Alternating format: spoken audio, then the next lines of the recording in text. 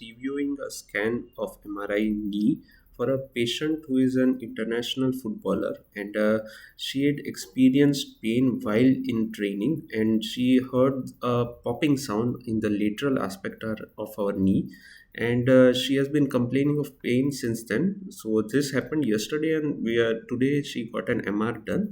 So let's go through the images. This is a sagittal PDFS images. First, going through the cruciate ligaments, we see the ACL which appears thickened and edematous. However, no discontinuity is evident. So we would mention this as a grade 1 strain of the meniscus. However, there is no discrete tear. The posterior cruciate ligament appears normal.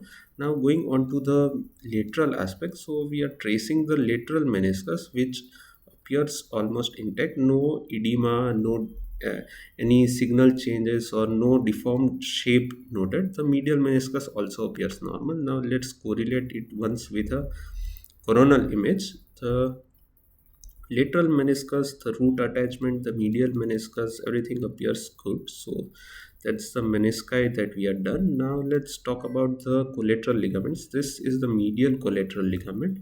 Some amount of fluid is seen superficial to the superficial component of the MCL. So it can be a subtle strain that is happening around the medial collateral ligament. Now, for analyzing the lateral collateral ligament, the collateral ligament appears almost uh, normal in signal. Subtle edema and thickening is seen at its proximal femoral attachment. So it might be because of overuse or chronic injury related things. So we'll see that. Then in the axial images, now we come to the cartilage evaluation. So the patellar facet, the lateral facet of patella and the medial facet, here we see that some amount of irregularity is there in the median patellar ridge. However, no full thickness gapping is seen. Now going on to the trochlear facets, so this would be the lateral one and this would be the medial one. So no significant cartilage thinning is evident here. Now this posterior aspects are known as the non-weight bearing region. So this would be the medial one, this is the lateral one. And in the lateral aspect, as we go downward, we see there is a full thickness defect. So this should be the normal thickness. And here we see the thickness is maintained, but again here there is a full thickness defect, and we see some irregularity in the adjacent cartilage, and this amount of edema we are able to see. So this represents a chondral injury which might have been a bit subacute in nature, as we are already seeing some irregularity within the subchondral bone plate and the edema there. So this is one early finding that we are able to see in the patient who is younger. So she is around 26 years of age. So this is an unusual thing which should not be happening, and this is extending onto the weight bearing aspect as well.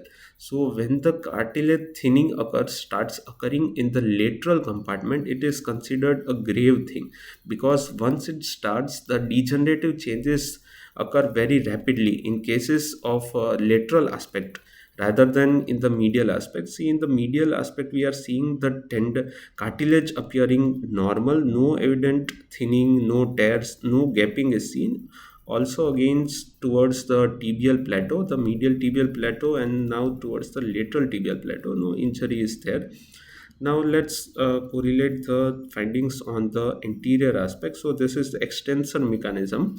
The quadriceps tendon appears normal. However, while going towards the patellar tendon, we see some kind of thickening along its attachment onto the inferior pole of patella, and this would be again a player who is a football player, has been playing since a long year. We would expect these changes because there would be strain, eccentric overload, and so this would be the patellar tendinosis or the jumper's knee that occurs in athletes.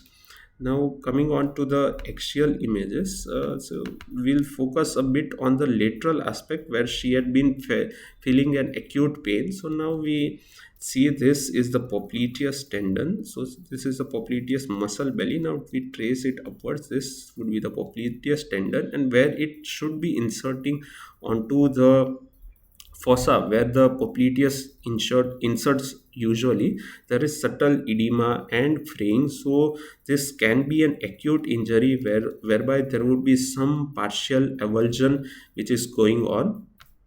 We'll confirm this on the coronal images as well.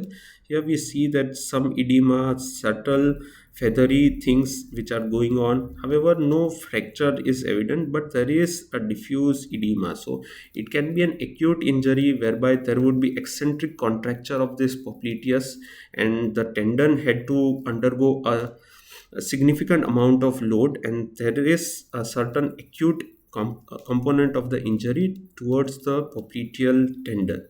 So now we will see the postomedial and the postolateral corner structure. So coming to the postolateral, the meniscofemoral popliteofemoral fascicles, they appear intact, and this fibular ligament, it is also intact. The arcuate ligament, it also appears good.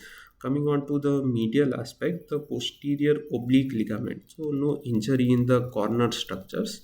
And rest, you can see the muscles, they appear to be good. No any strain is seen or any feathery edema or any tear is seen. So all in all, this is a thing that we observed in a patient who had been complaining with an acute lateral aspect pain. So we got an acute injury here, then we have got the cartilage loss, cartilage thinning, and subchondral edema. That's grade 4 chondromalacia. There is some amount of debris in the posterior aspect of the knee, moderate joint effusion is there, and one another thing that we found was the patellar tendinosis. So that would be a chronic thing, and this grade 1 acute thing that can occur in the ACL as well. So no obvious tear of the cruciate ligament. However, there is definitely edema in it. Thank you.